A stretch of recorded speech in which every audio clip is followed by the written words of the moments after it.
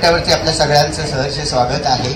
आजचा जो आपला कार्यक्रम आहे तो डोळ्याचे आजार, त्याच्यावरचे उपचार, डोळ्याच्या आजारासंबंधी सर्वसामान्य लोकांमध्ये असणारी अनभिज्ञता या गोष्टींवरती आपल्याला लेक्चर देण्यासाठी आलेले आहेत प्रसिद्ध आय सर्जन, नेत्र विशारद डॉक्टर अमृता त्रिपाठी भावे यांना आमंत्रित करण्यात आलेलं आहे. तर सगळ्यांनी टाळ्यांच्या गजरामध्ये त्यांचं स्वागत करावं.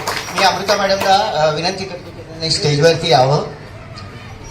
या आपले आचार्य अत्रेकट्ट्याचे आधारवड आणि 81 वर्षाची यंग क्रिकेटर डॉक्टर राणे साहेबांना मी विनंती करतो की त्यांनी पुष्पगुच्छ देऊन डॉक्टर अमृता यांचं स्वागत करावं, त्यांचा सत्कार करावा या ठिकाणी. मला सुरुवात करण्या अगोदर मी डॉक्टर अमृता यांची थोडक्यात ओळख करून देतो. आज ज्या विषयावरती त्या बोलणार आहेत साधारणतः ते विषय असे आहेत की डायबिटीसचे डोळ्यावर होणारे परिणाम, ग्लॉकोमा म्हणजे काचबिंदू आणि मॉडर्न कॅटरॅक्ट सर्जरी, ह्या 2-3 विषयावरती ते आपल्याला मार्गदर्शन करणार आहे. तर जास्त वेळ न घेता मी आता ह्या कार्यक्रमाची सूत्र मॅडमच्याच हातामध्ये देतो आहे. नमस्कार. आज या मंचावर मला यायला मिळाले, तुम्हा सर्वांशी एक इन्फॉर्मल संवाद साधता येत आहे, यासाठी मी आचार्य अत्रेकट्टा यांचे आभार मानते आहे. स्पेशल थँक्स होकरकर साहेब यांना, कारण त्यांनी ह्याच्या मागे खूप कष्ट घेतलेले आहेत. तर आज मी जसं त्यांनी सांगितलं तसं पहिले आपण डायबिटीस आणि त्याचे डोळ्यावरती होणारे दुष्परिणाम याबद्दल पहिले बोलूया. तर डायबिटीसचं वाढतं प्रमाण सध्या आहे, म्हणजे आमच्या प्रॅक्टिसमध्ये ऑलमोस्ट 40-50% पेशंट्सना डायबिटीस आजकाल असतो. स्टॅटिस्टिकली बघितलं तर 10 ते 11% पॉप्युलेशन आत्ता इंडियामध्ये डायबेटिक आहे. तर जेवढं डायबिटीसचं प्रमाण वाढतंय तेवढं डायबिटीसमुळे होणाऱ्या डोळ्यावरती दुष्परिणामाचं प्रमाणही वाढत चाललं आहे. तर हे दुष्परिणाम का होतात? तर सतत ब्लड शुगर लेवल जास्त असल्यामुळे रक्तवाहिन्या ज्या असतात पूर्ण शरीरातल्या, त्याच्या ज्या बाजूच्या पेरिसाइट्स नावाच्या काही सेल्स असतात त्या डॅमेज व्हायला लागतात, त्या मरायला लागतात. त्याच्यामुळे रक्तवाहिन्या ज्या असतात त्या फुटकळ होतात, फ्रॅजाईल होतात. थोड्या थोड्या धक्क्याने त्या फुटू शकतात, त्याच्यातनं ब्लिडिंग होऊ शकतं, लिकेज होऊ शकतं. तर हेच जेव्हा डोळ्यामध्ये होतं तेव्हा रेटिनामध्ये ब्लिडिंग होणे, ज्याला रेटायनल हेमरेज म्हणतो, रेटिनाच्या समोरचं एक जेल जो असतो व्हिट्रियस जेल, त्याच्यामध्ये ब्लिडिंग होणे, ज्याला व्हिट्रियस हेमरेज म्हणतो, किंवा डायबेटिक मॅक्युलर इडिमा म्हणजे मागे पाणी साचून रेटिनामध्ये नजर अचानक कमी होणे, हे सगळे आजार होऊ शकतात. तर ह्याच्यामुळे डायरेक्ट आपली विजन कमी होऊ शकते. तर पेशंटला काय सिम्पटम जाणवतात? तर वस्तू वेड्यावाकड्या दिसणे, किंवा एखादी आपण आता ट्यूबलाईट आपल्याला सरळ दिसते, जर त्याच्या मॅक्युलावर शूज असेल तर त्याला तो म्हणतो मला वेडी वाकडी दिसते. किंवा डोळ्याच्या आतमध्ये काळे बिंदू किंवा नवीन लाल बिंदू, ठिपके दिसणे, फ्लोटर्स दिसणे, आतमधनं लाईट चमकणे, हे सगळ्या प्रकारचे त्रास होऊ शकतात. पण ह्या सगळ्या स्टेजेस खूप पुढच्या आहेत. तर आपल्याला डायबेटिक रेटिनोपॅथी स्क्रीनिंग करणं खूप आवश्यक आहे. तर हे स्क्रीनिंग कधी करावं? तर डायबिटीसचं तुमचा डायग्नोसिस झाला की पहिलं स्क्रीनिंग हे लगेच झालं पाहिजे, कारण तुमच्या शरीरामध्ये डायबेटिक चेंजेस ऑलरेडी चालू झालेले असतात आणि डायबिटीसचं डायग्नोसिस उशिरा होतं. त्यामुळे हे स्क्रीनिंग आधी करायला पाहिजे डायग्नोसिस झाल्या.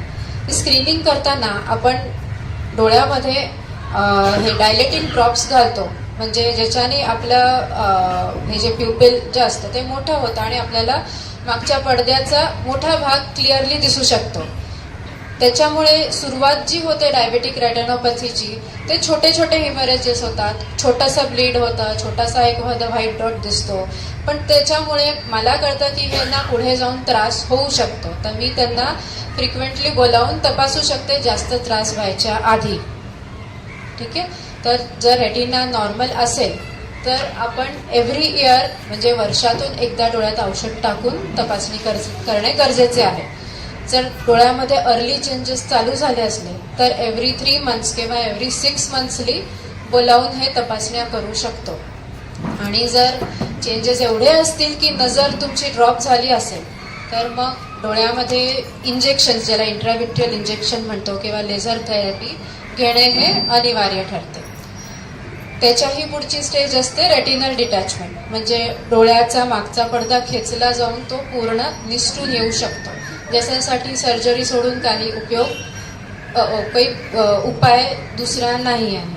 तर आपल्याला डायबेटिक असूनही हे सगळं पुढे प्रिव्हेंट करता येतं. फक्त वर्षातनं एकदा औषध टाकून तपासणी केल्याने हे पुढचं सगळं आपल्याला प्रिव्हेंट करता येऊ शकतं. त्याच्यासाठी हे स्क्रीनिंग खूप गरजेचे आहे. या व्यतिरिक्त मोतीबिंदू जो ओल्ड एजमध्ये साधारणतः सगळ्यांना होतो, तो डायबेटिक पेशंटमध्ये साधारण 10 ते 20 वर्ष पहिले होतो. या व्यतिरिक्त डोळ्याचं प्रेशर वाढणे वगैरे हे सगळे चेंजेस सुद्धा होऊ शकतात. तर आता पुढचा आजार म्हणजे ग्लॉकोमा. ग्लॉकोमा ह्याला मराठीमध्ये आपण काचबिंदू असं म्हणतो, हिंदीमध्ये कालापानी असंही म्हणलं जातं. आता ओव्हरऑल माझ्या इतक्या वर्षाच्या प्रॅक्टिसमध्ये एक मला गोष्ट लक्षात आली आहे की ग्लॉकोमाचा अवेअरनेस नाही आहे. म्हणजे ग्लॉकोमा म्हणजे काय हे माहिती नाही आहे लोकांना. तर आपल्या ब्लडचं कसं एक ब्लड प्रेशर असतं, ते प्रेशर वाढल्यानंतर त्याचं इफेक्ट होतो आपल्या डायरेक्टली हार्टवर होतो, ब्रेनमध्ये ब्लिडिंग होऊ शकतो, स्ट्रोक होऊ शकतो. तसंच डोळ्यामध्ये एक प्रेशर असतं, त्या प्रेशरला म्हणतात इंट्राऑक्युलर प्रेशर. हे प्रेशर जे असतं हे प्रमाणाबाहेर वाढल्याने डोळ्याची जी मागची नस आहे, ज्याला ऑप्टिक नर्व म्हणतो, जी नस आपल्या डोळ्याला आपल्या डोळ्यामधून सिग्नल्स घेऊन जाते ब्रेनकडे, त्या नसवर डायरेक्टली प्रेशर येतं. त्याच्यातल्या ज्या नर्व्ह सेल्स असतात त्या हळूहळू एक एक करून मरायला लागतात. त्याच्यामुळे ग्लॉकोमॅटस ऑप्टिक न्यूरोपॅथी असं आपण म्हणतो. तर ह्याच्यामुळे काय होतं, तर आपली जी पेरिफेरल विजन आहे, तर पेरिफेरल विजन म्हणजे काय, आता मी समोर इकडे बघती आहे त्या झाडाकडे, तेव्हा मला बाजूचं पण दिसत असतं, बरोबर आहे. आपण समोर बघताना साईडचं दिसतं, रोड क्रॉस करतानाही आपल्याला साईडचं दिसतं, गाडी चालवताना आपल्याला आधीच कळतं कोणतरी ओव्हरटेक करतंय. पण ग्लॉकोमाच्या पेशंटमध्ये पेरिफेरल विजन जातं, म्हणजे साईडचं दिसणं बंद होतं. तर त्या पेशंटचं बिकम्स मोर ॲक्सिडेंट प्रोन, कारण त्याला साईडनी येणारी वस्तू दिसत नाही पटकन अगदी समोर आल्याशिवाय. आणि it is a silent disease, म्हणजे हे प्रेशर कधी वाढतंय पेशंटला जनरली काही जाणवत नाही की माझं प्रेशर वाढतंय. कधी कधी सांगतात की डोळा जरा ताणल्यासारखा वाटतो, पण जनरली इट इज असिम्प्टोमॅटिक, काहीच पेशंटला जाणवत नाही. तर ह्याच्यासाठी 40 नंतर रुटीनली इंट्राऑक्युलर प्रेशर चेक करणं हे जरुरी आहे, ॲटलिस्ट एकदा तरी. या व्यतिरिक्त ज्यांना डायबिटीस आहे, ज्यांना BP आहे, ज्यांना नंबर खूप जास्त आहे, तो प्लस नंबर असेल किंवा मायनस नंबर असेल, ज्याला म्हणतो आपण हाय मायोपिया, हाय हायपरोपिया, त्यांच्यामध्ये डोळ्याचा आकार कमी जास्त असतो. प्लस नंबरमध्ये डोळा जास्त छोटा असतो, मायोपियामध्ये जास्त मोठा असतो. या पेशंटमध्ये पण ग्लॉकोमा असण्याचे चान्सेस जास्त असतात. तर अशा पेशंटमध्ये किंवा फॅमिली हिस्ट्री ज्यांची पॉझिटिव्ह आहे, म्हणजे ज्यांच्या आई वडिलांना भावा बहिणींना ग्लॉकोमाची ट्रीटमेंट चालू आहे, त्यांच्यामध्ये खूप जास्त चान्सेस असतात की त्यांना ग्लॉकोमा असू शकतो. तर त्याच्यामध्ये बेसिकली काय करतो, जर प्रेशर जास्त आलं तर काही स्पेशल टेस्ट आपल्याला कराव्या लागतात, जसं की पेरिमेट्री म्हणजे काय, ही जी व्हिज्युअल फील्ड आपलं कमी होतं ते मोजमाप करण्यासाठी एक स्पेशल मशीन येतं, ज्याच्यामध्ये तुम्हाला एक बाउलसारखं मशीन असतं, त्याच्यामध्ये वेगळ्या वेगळ्या ठिकाणी लाईट्स चमकवले जातात आणि हातात एक बटन देतात. कुठे कुठे लाईट नाही चमकला ते पेशंटचं ते मशीन बरोबर डिटेक्ट करतं आणि त्याच्यावरनं आपल्याला कळतं की त्याची व्हिज्युअल फील्ड कमी झालेली आहे की नाही. तर जर दुष्परिणाम झाले असतील हाय प्रेशरमुळे, तर लगेच त्यांना डोळ्याचं प्रेशर कमी करण्यासाठी औषध चालू करावं लागतं. तर जनरली सुरुवात करताना आपण ड्रॉप्सनी चालू करतो, पण ड्रॉप्सनी नाही झालं तर मग डोळ्यामध्ये लेझर किंवा शस्त्रक्रियाही करावी लागू शकते. तर बेसिकली हे स्क्रीनिंग कधी ना कधी होणं गरजेचं आहे. आणि तिसरा जो हे आहे तो मोतीबिंदू सर्जरी. मोतीबिंदूबद्दल जनरल इन्फॉर्मेशन सगळ्यांना असतं. तर आता नवीन त्याच्यामध्ये काय, तर पूर्वीसारखं मोठी चीर मारून आपण ऑपरेशन करत नाही. तर नवीन सर्जरीत काय वेगळं आहे लेझरमध्ये की त्याला इतकं जास्त चांगलं आहे असं म्हणलं जातं. तर मोठा चीर मारली की म्हणजे ती साधारण 6 ते 7 मिलीमीटरची मोठी कट असते. तर आता जे ऑपरेशन करतो ते आपण 2 ते 2.5 मिलीमीटरच्या इन्सिजनमधनं ऑपरेशन केलं जातं. ह्याच्यामुळे पेशंटचं हिलिंग जे असतं पोस्ट ऑपरेटिव्ह ते खूप फास्ट होतं. पेशंट्स 1 आठवड्याभरात कामालाही जायला लागतात. तर ह्याच्यासाठी ते जे लेझर किंवा फेको मशीन असतं ते एक अल्ट्रासाऊंड एनर्जी असते, बेसिकली लेझर नसतं ते. त्याच्याने ते मोतीबिंदू जो असतो घट्ट त्याला तोडलं जातं, ब्रेक केलं जातं आतमध्ये आणि त्याचे जे तुकडे तुकडे करून त्याला खाल्लं जातं. आणि छोट्या इन्सिजनमधनं मोठी लेन्स जात नाही म्हणून लेन्स आपण घडी करून आत घालतो आणि आत जाऊन ती उलगडते. ही नवीन पद्धतीची ज्याला मॉडर्न कॅटरॅक्ट सर्जरी आपण म्हणतो ती आहे. याचे मशीन्सही वेगळे वेगळे असतात, इंडियन असतात, इम्पोर्टेड असतात. तर सर्जरी ही तीच राहते. आता हे वेगळे वेगळे पॅकेजेस म्हणजे काय असतं तर ते लेन्सचा टाईप वेगळा वेगळा असतो. त्याच्यामध्ये इंडियन असतात, इम्पोर्टेड असतात, पण 1-2 बेसिकली 3 व्हरायटीचे असतात, मोनोफोकल, मल्टीफोकल आणि इडॉफ लेन्सेस किंवा ॲडव्हान्स्ड मोनोफोकल ज्याला आपण म्हणतो. तर आता जेव्हा आपण लेन्स चूज करतो तेव्हा आपल्याला एक मोठी शीट दिली जाते, हे पॅकेज, हे पॅकेज, हे पॅकेज, आणि आपल्याला समजत नाही की कुठली घ्या. तर मोनोफोकल लेन्स म्हणजे काय की डिस्टन्स विजनसाठी करेक्शन असतं. म्हणजे आपण नजर 2 प्रकाराने तपासतो, दूरची बघतो, जवळचं बुक दिलं जातं ते नियर विजन असते. तर मोनोफोकल लेन्समध्ये दूरच्यासाठी नंबर करेक्ट होतो आणि जवळच्यासाठी मात्र त्याला पूर्ण चष्म्यावरती डिपेंडंट राहावं लागतं. म्हणून नंतर त्यांनी मल्टीफोकल म्हणून लेन्स चालू केली, ज्याच्यामध्ये त्यांनी काय केलं की त्याच लेन्समध्ये वेगळ्या वेगळ्या पॉवर असतात. म्हणजे दूरचं पण दिसतं, जवळचं पण दिसतं आणि इंटरमिजिएट डिस्टन्स पण दिसतं. पण त्याचे काही काही डिसएडव्हान्टेजेस असू शकतात, जसं की लाईटच्या भोवती खूप सारे लाईट दिसतात, त्याला हेलोज म्हणतात. किंवा डोळ्यामध्ये जर लाईट गेला तर अचानक खूप लाईट वाटू लागतो. तर मल्टीफोकल लेन्सेस काही काही पेशंटना टॉलरेट होतात, काही काही पेशंटना टॉलरेट होत नाही. तर ते आधी सगळं डॉक्टर बरोबर डिस्कस करून मग ते ठरवलं जातं की हा मल्टीफोकलसाठी सुटेबल आहे की नाही.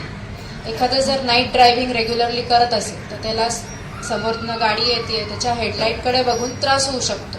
तर मग त्याच्या पेशंटला आपण मल्टीफोकल ॲडवाईस नाही करत.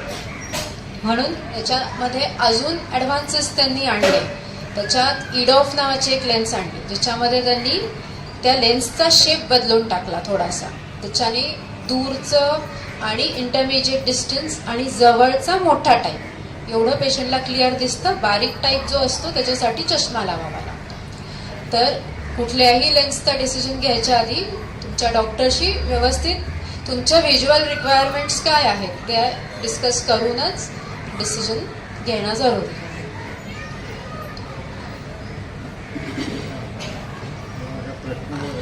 काही प्रश्न असतील तर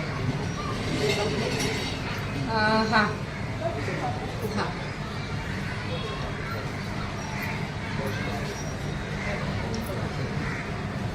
एकदा ऑपरेशन झालं आणि उद्या कुणाला वाटलं की आपण लेन्स हायर पॉवरची होती म्हणा ना 2-3 प्रकार, तो ऑप्शन असतो का? तो ऑप्शन करता येतो, पण ते शेवटी एक रिस्क असते. म्हणजे ते लेन्स आतमध्ये जाऊन ती ऑलरेडी बसलेली असते. तर ती लेन्स कट करून डोळ्याच्या आत कट करून तोडून ती बाहेर काढावी लागते. ते करताना मोतीबिंदूची जी थैली असते ती डॅमेज होऊ शकते. म्हणजे ती थोडीशी रिस्क राहते की ती थैली जर डॅमेज झाली तर मग पुढची लेन्स घालणं थोडं कठीण जाऊ शकतं. आणि हे डिसिजन लवकर घेतला तर करता येतं. एकदा ऑपरेशन झालं की साधारण 6 आठवड्यामध्ये फायब्रोसिस चालू होतं. फायब्रोसिस म्हणजे बाजूला सगळं तिथे फिक्स होऊन जाते लेन्स साईडनी सगळीकडनं. तर मग करणं ते थोडं कठीण जातं. पण ऑप्शन असतो, विचार करता येतो. पण हा कधी केला जातो तर म्हणजे इन जनरल पेशंट म्हणला नाही मला तर ही नाही ती लेन्स द्या, तसं नाही. खूपच म्हणजे एखादी पॉवर बरोबर नसेल लेन्सची घालताना, किंवा पेशंटला जर मल्टीफोकल घातली आहे, खूप जसं मी म्हणलं कधी कधी ग्लेअर हेलोज खूप जास्त येतात, म्हणजे खूप जास्त प्रकाश डोळ्यात आल्यामुळे असं अंधारही आल्यासारखं होतं पेशंटला. तर तसा काही रिझन असेल की खूप त्रास होतोय, तर हे आपण विचार करू शकतो.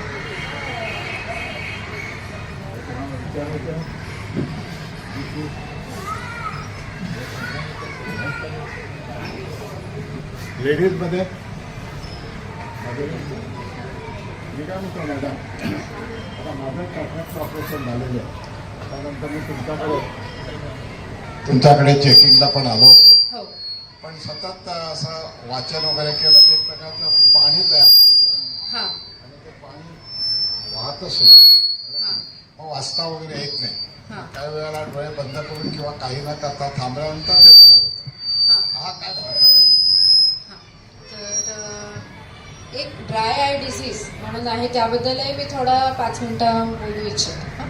तर ड्राय आय डिसीज म्हणजे काय, आपल्या डोळ्यामध्ये आपण रडलो की अश्रू येतात, बरोबर आहे, पण कॉन्स्टंटली एक बेसल टीयर सिक्रेशन चालू असतं, म्हणजे थोडे थोडे अश्रू आपले निघतच असतात. त्याच्यामध्ये एक थर पाण्याचा असतो, त्याच्यावरती एक थर लिपिडचा असतो, जे मेबोमेन ग्लँड्समधनं येतं. तर हे जे सिक्रेशन आहे हे विथ एज, हे जे मेबोमेन ग्लँड्स असतात, ज्या फॅटच्या सेल्स असतात, त्या हळूहळू मरायला लागतात, कमी होतात संख्येमध्ये. पेशंटला जर डायबिटीस असेल तर ही प्रोसेस अजून फास्ट होते. तर हा जो लिपिड लेअर आहे तो पाण्याला लवकर इव्हॅपोरेट होऊ देत नाही, बरोबर आहे, कारण ते दोन्ही मिक्स नाही होणार. लिपिड आणि फॅट आणि पाणी हे नेहमी 2 लेअर फॉर्म होणार आणि फॅट वरती राहणार, तरंगणार. तो तेलाचा जो लेअर आहे तो नसेल तर पाणी इव्हॅपोरेट लवकर होतं आणि पेशंटला ड्रायनेस येतो. ते तुमचे जे सिम्पटम्स आहेत ते ड्रायनेसचे आहेत. तर ड्रायनेस असला की पेशंटला असं वाटतं सारखं काहीतरी ताण येतोय, खुपल्यासारखं होत आहे. हे ॲडव्हान्स स्टेजेसमध्ये, सुरुवातीला फक्त डिस्कम्फर्ट होतं आणि काय होतंय त्याला एक्झॅक्टली समजत नाही. आणि जास्त खुपल्यासारखं फिलिंग आलं की रिफ्लेक्स टिअरिंग होतं, म्हणजे एकदम पाणी, जे तुम्ही म्हणला पाणी वाहायला लागतं. तर हे साधं लुब्रिकेटिंग ड्रॉप्स येतात, 2-3 प्रकारचे येतात. ते दिवसातनं 3 ते 4 वेळा घालून हे सिम्पटम्सवर पुष्कळ आपण कंट्रोल करू शकतो. हे माइल्ड स्टेजेसमध्ये असतं. तर कधी कधी जेव्हा सिव्हिअर ड्राय आय डिसीज असतो तर तो कोणामध्ये असतो, खूप सिव्हिअर डायबिटीस आहे किंवा संधिवात म्हणजे रुमॅटॉइड आर्थरायटिस आहे, दुसरा कुठल्या प्रकारचा ह्याचा आहे आर्थरायटिस आहे, तर त्यांच्यामध्ये हे ग्लँड्स खूप कमी असतात. काही काही पेशंट असे पण आहेत ज्यांच्यामध्ये 0 सिक्रेशन बघितलेले आहे, तर त्यांना आयदर कंटिन्युअस ड्रॉप्स वापरायला लागतात, नाहीतर लाईट थेरपी द्यावी लागते, ज्याच्यामध्ये IPL म्हणून एक नवीन थेरपी आली आहे सध्या. त्याच्यामध्ये इन्फ्रारेडचा लाईट इकडे दिला जातो, म्हणजे इकडल्या ज्या ग्लँड्स आहेत त्याला आपण एक हे करतो, स्टिम्युलेशन देतो की तुम्ही सिक्रेट करा. मग काही महिने पेशंटला थोडं त्याच्याने रिलीफ मिळतो. अशा काही काही गोष्टी मग कराव्या लागतात. तर ड्राय आयला जनरली ऑपरेशन नाही लागत, ते या ट्रीटमेंटवर होऊन जातं. म्हणजे ड्रॉप्स किंवा मग तुम्ही IPL थेरपी द्या किंवा लॅक्रिमल पंक्टम प्लग असतात, म्हणजे आपलं जे अश्रू निघून जातात नाकावाटे घशामध्ये, तिथे ब्लॉक केलं जातं, तिथे प्लग्स टाकून त्याला ब्लॉक करतो, म्हणजे जे पाणी येतं ते जास्त वेळ डोळ्यामध्ये राहतं, त्याचाही उपयोग होतो. अशा बऱ्याच वेगळ्या वेगळ्या गोष्टी करून ते कंट्रोलमध्ये ठेवावं लागतं.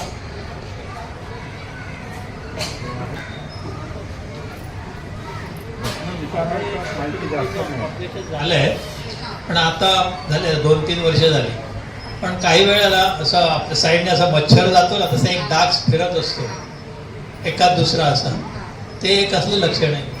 एकदम छान प्रश्न तुम्ही विचारला, की एकदम छान दिसत असतं आणि अचानक वाटतं की काहीतरी फिरतंय सारखं, तर त्याला फ्लोटर असं म्हणतात.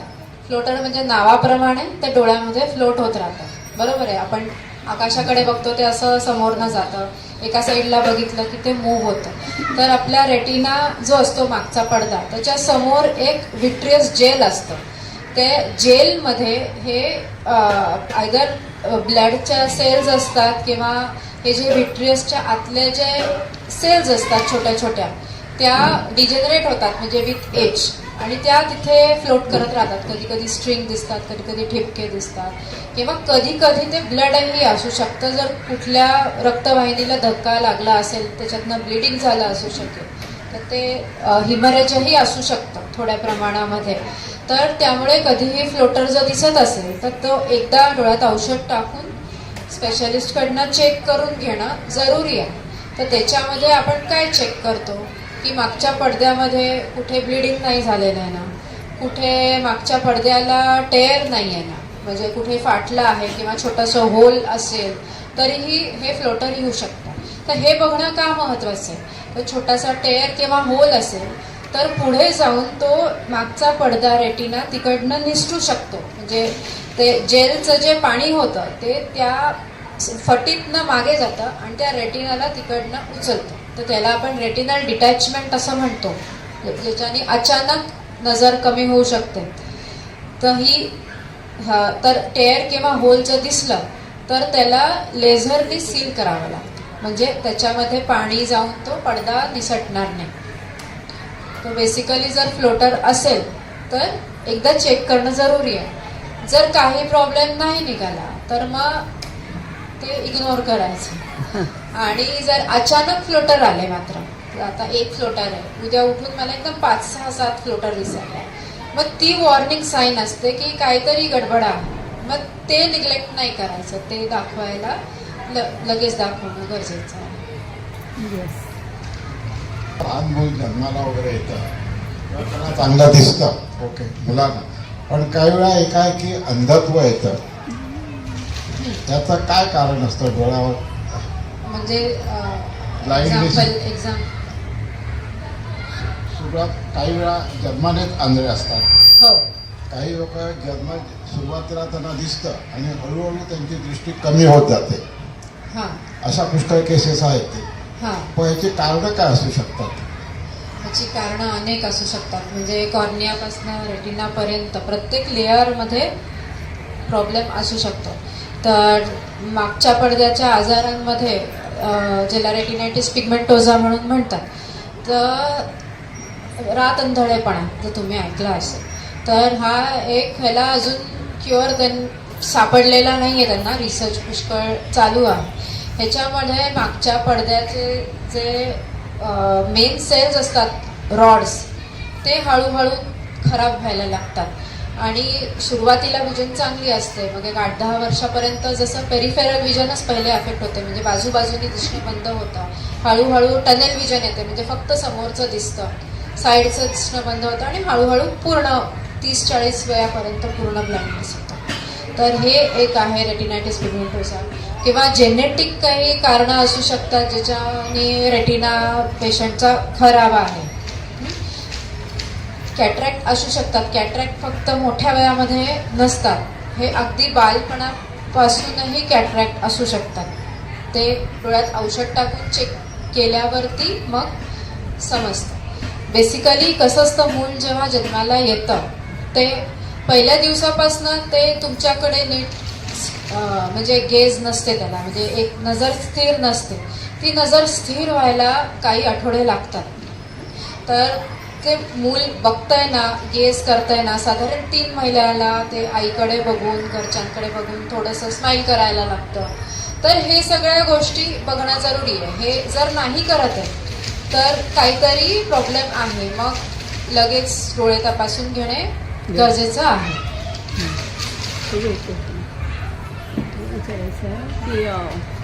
मॅडम, रात आंधळेपणा म्हणजे काय? हा, की त्या व्यक्तीला फक्त रात्री दिसत नाही पण हा. दिवसा दिसतं? दिवसा नाही, तसं नसतं. म्हणजे रात्री त्याला, आता आपण रात्री झोपतो, बरोबर आहे, जाग आले की आपण उठतो. उठल्यानंतर आपल्याला थोडं दिसत असतं. आपण बाथरूमपर्यंत, किचनपर्यंत जाऊ शकतो, अगदी लाईट नाही लावला तरीही. हे नॉर्मल आहे. म्हणजे किंवा आपण खोलीमध्ये गेलो, लाईट बंद केला की एक 10 सेकंद दिली की आपल्याला दिसायला लागतं, वॉल्स दिसतात. हे कुठून तरी ॲम्बियंट लाईट म्हणतो, थोडासा लाईट येतो असतो, त्याच्यात आपलं काम होऊन जातं. नाईट ब्लाइंडनेसच्या पेशंटला अजिबात दिसत नाही, 10 सेकंदांनी पण नाही, 2 तासांनी पण नाही. मग तो पेशंट धडकतो, रात्री पडतो, ह्याला नाईट ब्लाइंडनेस म्हणतात. म्हणजे आपण पडत नाही, म्हणजे जनरली असं होत नाही, थोडं थोडं दिसतं, त्यांना दिसत नाही. हे व्हिटॅमिन ए ची सिव्हिअर डेफिशियन्सीनी पण होऊ शकतं, पण हे खूप ॲडव्हान्स स्टेजेस आहेत. म्हणजे हे बेसिकली खरं म्हणायचं खात्या पित्या घरातल्या लोकांना ते होत नाही. अगदी मालनरिष्ट मुलं जी असतात त्यांच्यामध्ये हे होतं, म्हणजे ओव्हरऑल मालनरिष्ट असतात त्यांना सिव्हिअर व्हिटॅमिन ए डेफिशियन्सी होऊ शकतं. हेलो, हाँ, वो बहुत पावरफुल लेंस कभी कभी यूज करते हैं हाँ, छोटे बच्चों में। लेंस मतलब आप मोतियाबिंद का लेंस नहीं बोल रहे हैं नहीं कि चश्मे का? नहीं, चश्मे का। हाँ वो बाद में किसी किसी को वो जरूरत नहीं पड़ता है, हाँ, लेकिन किसी किसी का और का बढ़ते जा रहा है, नंबर बढ़ते जाता है. हाँ तो वो क्या है सिम्टम्स? हाँ, तो ये जो है बच्चों में जब बड़ा नंबर लगता है छोटे बच्चों में, तो वो जनरली आँख का स्ट्रक्चरल प्रॉब्लम रहता है. मतलब वो नंबर 2-3 चीज़ पे डिपेंडेंट रहता है. अपना सामने का जो पर्दा है जिसको कॉर्निया बोलते हैं, उसका शेप कैसा है, उसका वो कितना स्टीप है, कितना फ्लैट है. तो वो केराटोमेट्री नाम का एक टेस्ट आता है जिसमें हमको वो पता चलता है. दूसरा है कि आँख कितना लंबा है, एक्सियल लेंथ कितना है. तो कोई पेशंट में जिनमें माइनस, हम सुनते हैं -10 नंबर आहे, -15 नंबर आहे, त्यांचा डोळा खूप जास्त लांब असू शकतो. म्हणजे स्ट्रक्चरल इश्यूज असल्यामुळे तो नंबर जास्त असतो.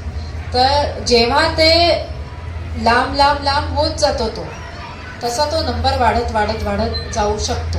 तो अगर स्ट्रक्चरल प्रॉब्लम है. दूसरा एक कंडीशन रहता है, उसको बोलते हैं केराटोकोनस. अभी केराटोकोनस मतलब क्या? जो सामने का पर्दा है कॉर्निया, वो धीरे धीरे धीरे एक मिनट, तो केराटोकोनस मतलब सामने का जो पर्दा है वो धीरे धीरे पतला होता जाता है. तो पतला होने से क्या होता है? पतला होने से आँख के अंदर का जो प्रेशर है, मैंने बोला इंट्राक्यूलर प्रेशर, वो प्रेशर से वो और थिन होता है और ऐसा स्टीप होने लगता है. उससे भी वो नंबर कहाँ का कहाँ पहुँच जाता है. -4 का -10, -17 कुछ भी हो सकता है. तो उसके लिए भी ऐसे ट्रीटमेंट आए हैं जिससे वो पर्दे को यूवी लाइट देके वो स्टिफनिंग रोका जा सकता है. उसको C3R बोलते हैं. तो यही सब चीज़ बच्चों में भी 3 इयर्स से आपका स्क्रीनिंग करना बहुत ज़रूरी आहे. जसं घरी तुमच्या नातवंड वगैरे असतील तर पहिलं विजन टेस्टिंग त्यांना सुरुवातीला जेव्हा शेप्स कळायला लागतात किंवा चित्र ओळखायला लागतात, लेटर्स यायला लागतात, 3 ते 4 वर्षाला डोळ्याचे टेस्ट ही होणं गरजेचं आहे. कारण उशीर झाल्यास नंबर वापरूनही विजन इम्प्रूव्ह होईल असं नाही. त्याला अम्ब्लायोपिया म्हणतो. अम्ब्लायोपिया म्हणजे काय? अम्ब्लायोपिया म्हणजे लेझी आहे. म्हणजे एखादा अशा पुष्कळ केसेस येतात की जनरली एकाच डोळ्यात नंबर आहे, दुसऱ्या डोळ्यात नॉर्मल आहे, त्यामुळे आत्तापर्यंत त्याचं सगळं व्यवस्थित चाललंय. अचानक कधीतरी तो एक डोळा बंद करतो, लक्षात येतो एका डोळ्याने दिसत नाही, त्याच्यामध्ये नंबर निघतो, मग चेक करतो तेव्हा. पण त्यांनी 17व्या वर्षी तो दाखवायला आल्यावर तो डोळा ऑलरेडी वीक झालेला असतो. म्हणजे ती -2चा लेन्स टाकूनही त्याला तेवढं चांगलं दिसत नाही. तर हे आपल्याला प्रिव्हेंट करता येतं जर लहानपणापासून डोळे चेक केले तर. मागचा पडदा ह्याच्याने वीक होत नाही आणि नंबर वापरून पेशंटला पूर्ण विजन येऊ शकते. ह्याचा डायरेक्ट परिणाम कुठे होतो तुम्हाला सांगते की पेशंट जेव्हा जॉबसाठी अप्लाय करतो किंवा डिफेन्समध्ये पायलट म्हणून अशा ठिकाणी मग त्याला फिटनेसला प्रॉब्लेम येऊ शकतो. म्हणजे मग तेव्हा त्याच्यावरती काही करता येत नाही. म्हणून हे आधी डोळ्याचं स्क्रीनिंग होणं गरजेचं आहे.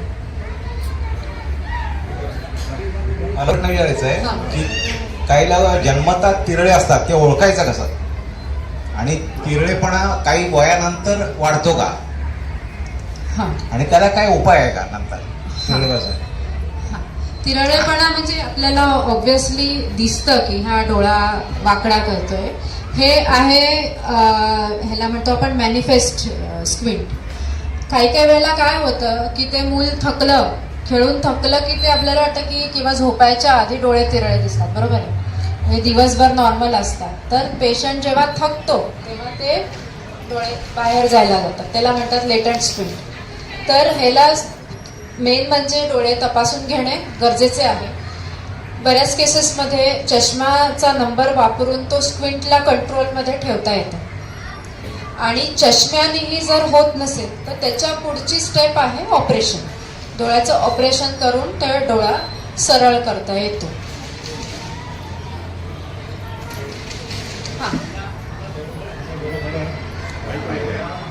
हॅलो, हां, मला एक विचारायचं आहे. डोळ्याची जनरल काळजी ही जे काही डॉक्टर सांगतात की थंड पाण्याने रोज हे करायचं, काही हॉट फॉर्मेंटेशन म्हणजे गरम पाण्याने शेकायचं, तर याच्यात काय आणि ते कसं करायचं? हां, तर मेन म्हणजे आपण रोज सकाळी उठताना तोंड धुतो. तर आपल्याला लहानपणापासून ती सवय लावलेली असते की डोळे, म्हणजे मला तरी होती लहानपणापासून, डोळ्याला चिपड आलंय ते क्लीन करून घे पाण्याने. तर दॅट मच इज इनफ. त्याच्यावरती स्पेशल काही गरम पाणी गार पाणी हे करायची गरज नाही. जेव्हा आपल्याला वॉर्म फॉर्मेंटेशन वगैरे सांगितलं जातं, हॉट फॉर्मेंटेशन, तर जे क्रॉनिक ड्राय आहे ज्याच्याबद्दल मी थोड्या वेळापूर्वी बोलले की हॉट फॉर्मेंटेशन दिल्याने ते ज्या आपल्या मेबोमियन ग्लँड्स असतात ज्याच्यामध्ये फॅट्स, मी म्हणलं ना टिअर्समध्ये फॅट येतात, त्याचं सिक्रेशन चांगलं होतं. त्यामुळे ड्राय आयचे सिम्पटम जे असतात ते तुमचे सुधारू शकतात.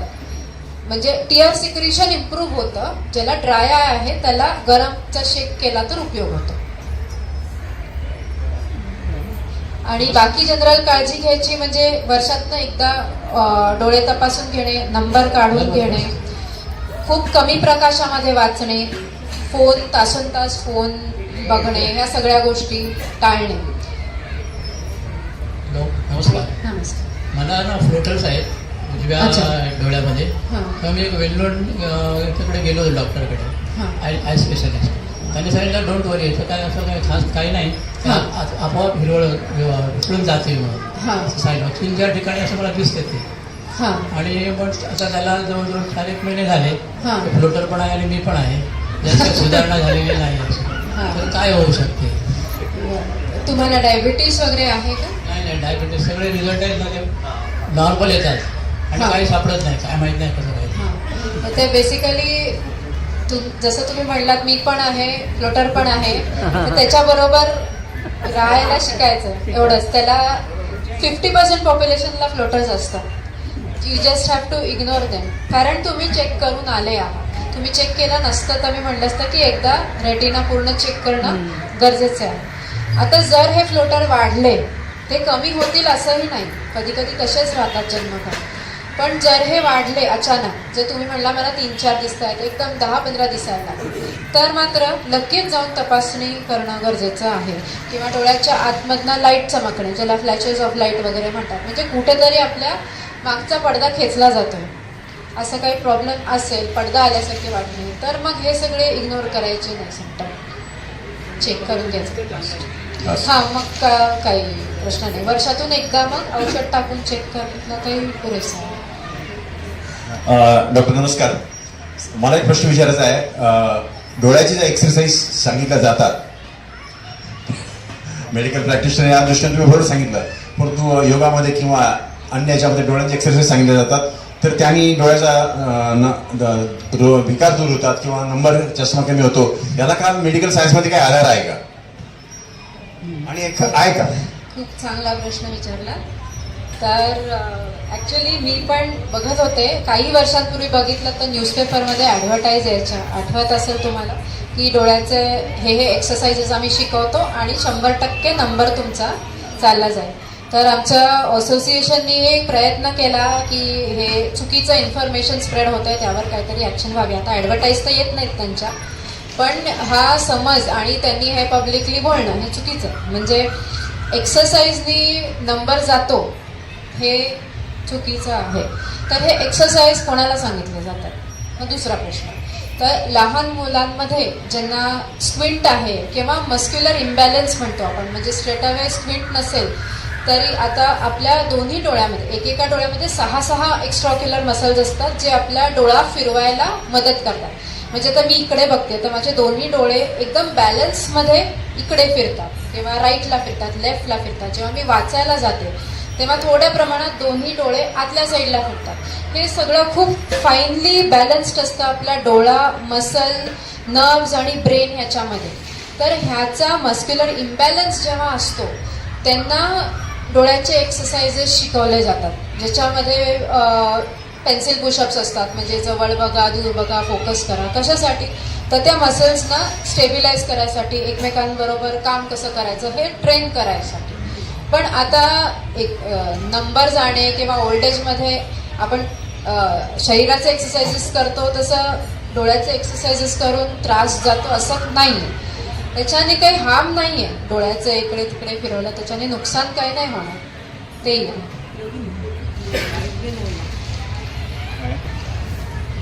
हल्ली मुलं जी IT मध्ये काम करतात ती अगदी दिवस रात्र त्या कॉम्प्युटर समोर बसलेली असतात, तर त्यांनी डोळ्यांची विशेष काळजी काय घ्यावी? खूपच चांगला प्रश्न. माझ्या प्रत्येक पेशंट 10 मिनटं आमचे ह्याच्यावर जातात. तर आता कम्प्युटर समोर बसावं लागतं, ह्याला तर काही ऑप्शन नाही, बरोबर. काही खूप सिम्पल गोष्टी फॉलो केल्या तरी डोळ्याला त्रास होणार नाही. तर एक 20-20-20 रूल असं म्हणतात. म्हणजे काय? Every 20 minutes take a 20 second break and look 20 feet away. म्हणजे दर 20 मिनिटांनी 20 सेकंदाचा ब्रेक घ्यायचा आणि 20 फीट अवे म्हणजे दूर बघायचं, म्हणजे खिडकीत जायचं, बाहेर बघायचं, तेवढ्या वेळापुरतं. तर आपले डोळे जे निसर्गाने बनवले आहेत ते कंटिन्युअसली जवळच्या एका डिस्टन्सला बघत बसायसाठी नाही आहे. त्यामुळे जेव्हा आपण कंटिन्युअस एका डिस्टन्सला फोकस करतो तेव्हा आपल्याला त्या गोष्टीचा त्रास होतो. जेव्हा आपण दूर बघतो, ज्याला इन्फिनिटीमध्ये म्हणतो, तेव्हाच खऱ्या अर्थाने आपले डोळे रिलॅक्स होतात. तर लोक काय करतात? ब्रेक घेतात आणि ब्रेकमध्ये फोन बघतात. तर मग त्याचा उपयोगच नाही. म्हणजे दूर बघायचं म्हणजे खिडकीत जाऊन दूर बघायचं. दुसरं एक थोडासा कॉन्ट्रास्ट किंवा ब्राईटनेस कमीवर ठेवणे. चष्मा असेल तर चष्माचा रेग्युलर वापर करणे. ड्रायनेस असेल तर चेक करून घेणे, त्याचे ड्रॉप्स वापरणे, हे सगळं गरजेचं आहे.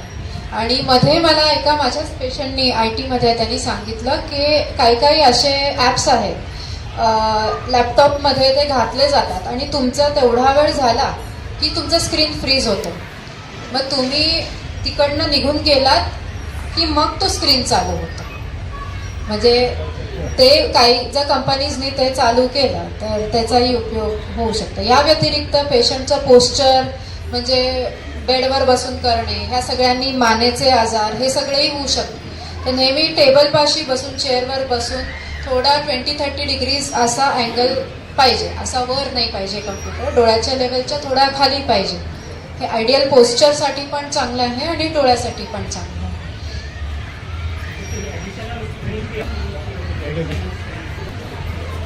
नाही, मला असा प्रश्न नाही समजला. लावला तरी उपयोग होऊ शकतो. माझा एक कॉमन प्रश्न असा आहे की आपला मृत्यूनंतर आपण डोळे दान करतो, ती काय त्याचा दृष्टी कशी दुसऱ्याला मिळते? ऍक्च्युली माईकवर बोललात तर बाकीचे नाही क्वेश्चन. तर आपण मृत्यूनंतर आपण म्हणतो की आपले डोळे दान करून दुसऱ्या कोणाला तरी दृष्टी मिळावी.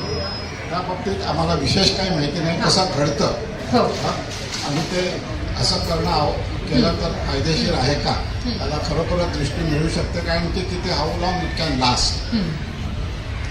तर ह्यांनी आय डोनेशन बद्दल खूप चांगला प्रश्न सांगला. तर बेसिकली आय डोनेशन मध्ये कुठला टिश्यू डोळ्याचा वापरला जातो, तर डोळ्याचा जो समोरचा पडदा आहे ज्याला कॉर्निया म्हणतो, तो बेसिकली तो कट करून, ज्याला कॉर्नियल ब्लाइंडनेस आहे म्हणजे ज्याला समोरचा पडदा ज्या पेशंटचा खराब झाला आहे त्याचा आय बँक्सकडे किंवा डॉक्टर्सकडे रजिस्टर ठेवलं जातं. म्हणजे अशा पेशंट्सची नावं, फोन नंबर, ॲड्रेस सगळं लिहिलेलं असतं. जेव्हा कॉर्निया अवेलेबल होतो तेव्हा त्या पेशंटला फोन करून ऑपरेशनसाठी बोलवलं जातं आणि लवकरात लवकर ते प्रत्यारोपण केलं जातं. म्हणजे त्याचा जो खराब कॉर्निया आहे तो कट करून काढला जातो आणि जो डोनर कॉर्निया आहे तो त्याच्यावरती तो ॲक्च्युअली स्टिच केला जातो.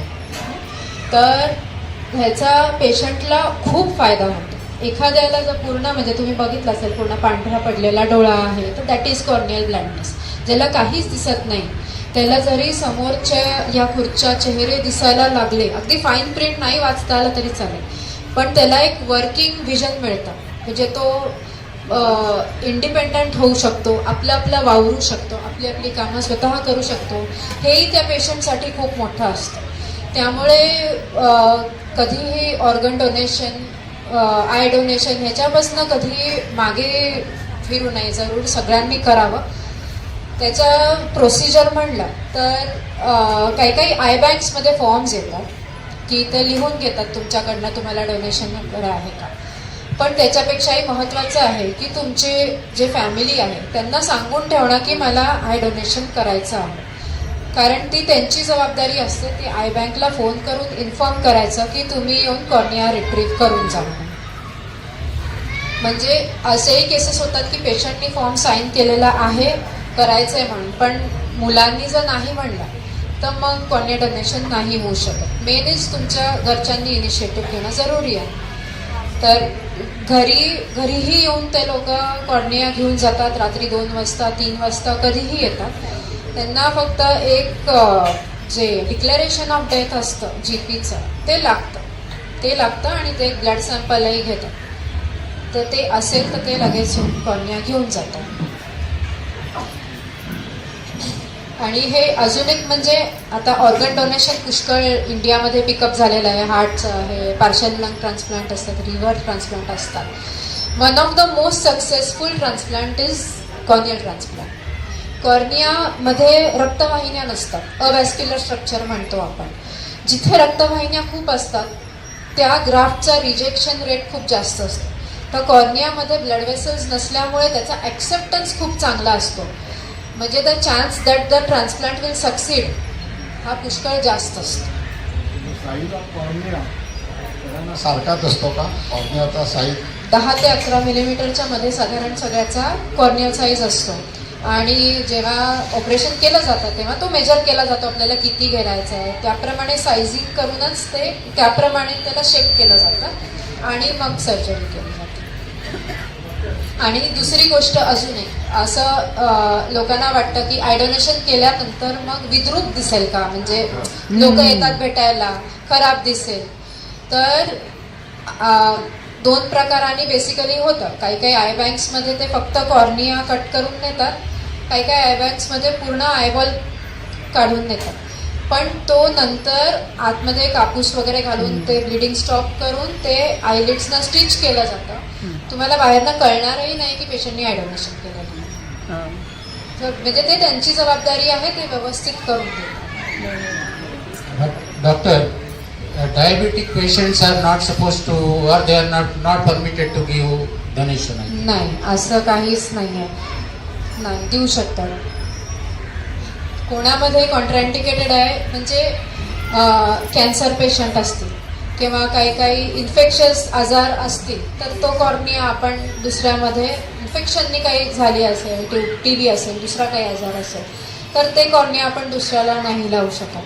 हां, कॅन्सर असेल तरीही नाही लावू शकत.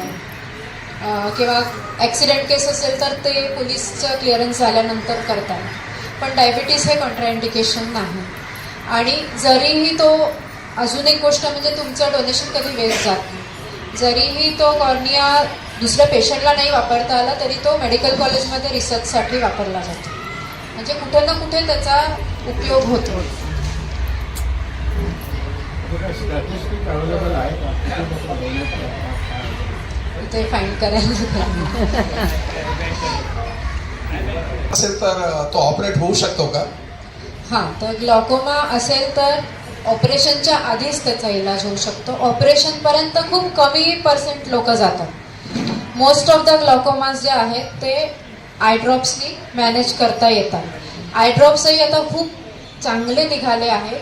4-5 पद्धतीचे आय ड्रॉप आहेत, ज्यांना एका औषधाने होत नाही त्यांना 2-3 मेडिसिन देऊनही कंट्रोलमध्ये ठेवलं जातं. जर ते नाही झालं तर मग पुढे ऑपरेशनचा विचार केला जातो. ते ऑपरेशनमध्येही नवीन नवीन पुष्कळ प्रकार आलेले आहे, ज्याच्यामध्ये छोटे ट्यूब वगैरे घालूनही प्रेशर कमी करता येतं. त्याला मिक्स म्हणतात, minimally invasive glaucoma surgery. Doctor, मला एक प्रश्न विचारायचा आहे. काही रुग्ण असे असतात की आपली नेत्र उघडता पडते ना, तर काही पेशंटला जर पापडी खाली पडली तर उचलतच नाही वरती. हा कशा रोग आहे? हां, तर ते डिपेंड्स. ते जनरली हे मसल पॅरालिसिस म्हणजे नर्वचा पॅरालिसिस असू शकतो, ज्याच्यामुळे म्हणजे कधी कधी पेशंटला स्ट्रोकही असू शकतो. बरोबर, म्हणजे अर्ध अंग पण हलत नाहीये, त्याबरोबर डोळाही वर उचलला जातो, किंवा फक्त चेहऱ्यालाही असू शकतं फेशियल नर्व्ह पॅल्सी. दुसरं टोसिस म्हणतात त्याला, म्हणजे ज्याच्यामध्ये इथले जे स्नायू असतात पापणीचे ते स्नायू वीक असतात. ते जर असेल तर त्याच्यासाठी ऑपरेशननी त्या पापणीला वर आणता येतं, ऑपरेशन करून. हॅलो मंडळी, डोळ्यांच्या संदर्भातले अनेक प्रश्न आहेत. डॉक्टर अमृत त्रिपाठींनी आपल्या परीने सर्वांचं शंकांचं निरसन करण्याचा प्रयत्न केला आहे. आता आपण हा प्रश्नाचा कार्यक्रम इथे थांबूया डॉक्टरांच्या अनुमतीने, आणि पुढचा जो कार्यक्रम आहे ज्यांनी नावं दिले डॉक्टरांकडे इन ॲडव्हान्स किंवा आता शेवटच्या क्षणी पण ज्यांनी नावं दिली आहेत त्या पद्धतीनं चेकिंगला डॉक्टर त्यांच्या पद्धतीने सुरुवात करतील. तर मी आपल्या सर्वांच्या वतीनं अमृता त्रिपाठी, त्यांची संपूर्ण टीम यांचे मनापासून आभार मानतो. यापुढे आपल्या सहकार्यास आपण राहो अशी सदिच्छा व्यक्त करतो. पुन्हा एकदा आपल्या कार्यास मनपूर्वक शुभेच्छा.